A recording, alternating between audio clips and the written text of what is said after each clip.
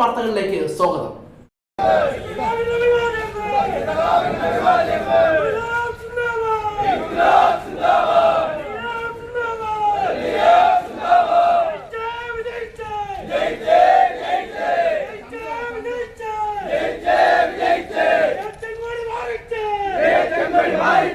വെള്ളനാട് ജില്ലാ പഞ്ചായത്ത് വെള്ളനാട് ഡിവിഷൻ ഉപതെരഞ്ഞെടുപ്പിൽ LDF സ്ഥാനാർത്ഥി വെള്ളനാട് ശശിക്ക് മികച്ച വിജയം.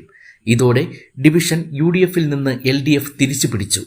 1143 വോട്ടിന്റെ ഭൂരിപക്ഷത്തിലാണ് ശശിയുടെ വിജയം. വെള്ളനാട് ശശിക്ക് 15,356 വോട്ടും UDF സ്ഥാനാർത്ഥി VR പ്രതാപന് 14,213 വോട്ടും NDA സ്ഥാനാർത്ഥി മുളയർ രതീഷിന് 7,013 വോട്ടും ലഭിച്ചു.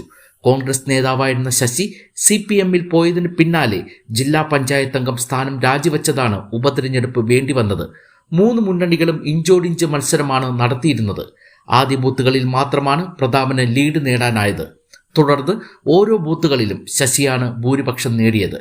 UDF മുൻതൂക്കമുള്ള വെള്ളനാട് പഞ്ചായത്തിൽ പോലും LDF മികച്ച വിജയമാണ് നേടിയത്. കഴിഞ്ഞ 36 വർഷമായി തുടർച്ചയായി ജനപ്രതിനിധിയായ ശശി ഇതുവരെ തെരഞ്ഞെടുപ്പുകളിൽ തോറ്റിട്ടില്ല.